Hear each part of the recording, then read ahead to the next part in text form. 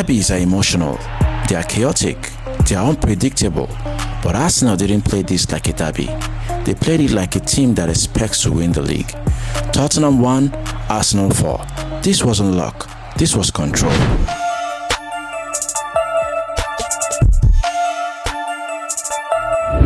Welcome back. Today we're breaking down the dominant performance in the North London derby at the Tottenham Hotspur Stadium. A 4-1 victory that was shaped by two standout performers, Eberechi Eze and Viktor Gyökeres. This wasn't just a derby, it was a statement from the Premier League leaders. Let's dive in. Before the first tactical move could settle, this derby was already unusual.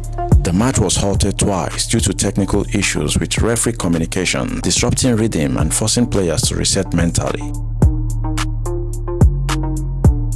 Despite the interruption, Arsenal kept their focus. They entered the game with a 2-point lead at the Premier League summit, and Tottenham were under pressure after a poor run of form. The first half was a microcosm of the clash. Arsenal controlled possession and tempo, but Spurs hit back quickly through Randall Colomwani to make it 1-1 at halftime. Eberechi Eze opened the scoring in the 32nd minute with a composed finish from close range, exploiting Tottenham's defensive disarray. Later he doubled his tally in the 61st minute, finishing calmly after Arsenal regained possession in Spurs' half. Eze's influence wasn't just about goals. His movement between the lines created spaces for Arsenal's front three. Every time he received the ball, Spurs had to realign defensively, which opened pockets for Viktor Gyökeres and Bukayo Saka. The second goal was a typical example of Eze's mentality. He didn't rush, he controlled, looked up and executed under pressure, showing a striker's composure even as a creator forward. Eze has a strong record against Spurs specifically. He scored 6 goals in his last 4 league games against them overall, and that threat weighed on Tottenham's midfield and defenders. Arsenal weren't just hitting Spurs on the counter, they built patiently, and Eze's positioning pulled defenders out of shape before Arsenal transitioned through the midfield. If you conceptualize Arsenal's attack here, Eze is not just scoring, he's destabilizing Spurs' structure, forcing mismatches and creating overloads on the flanks.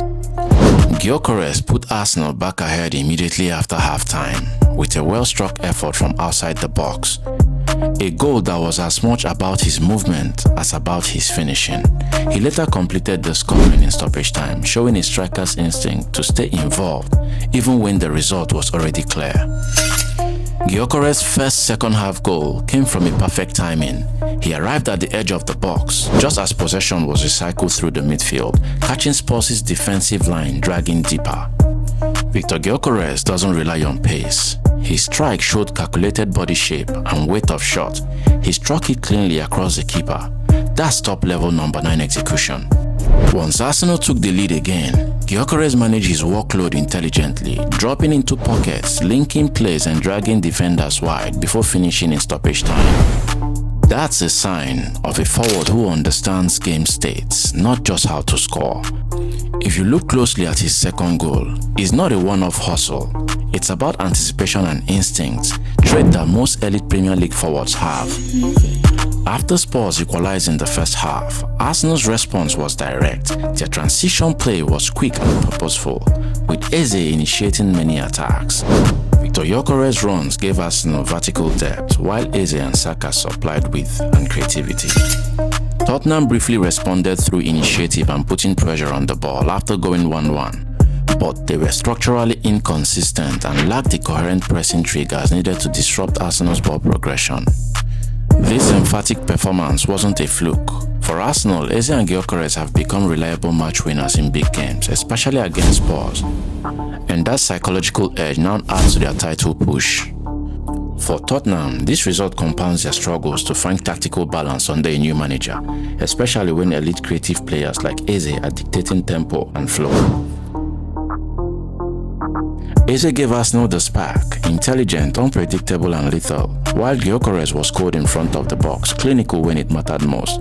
Those two performances didn't just win the derby, they exposed the gap in tactical cohesion between these two sides. Ultimately, this derby wasn't just about goals, it was about who adapted best in weird circumstances and who took their moments. Arsenal did both. Spurs showed heart but not enough end products. So there is the video, guys. If you enjoyed this breakdown, hit the like button and subscribe to the channel if you're new. See you in the next one. Bye.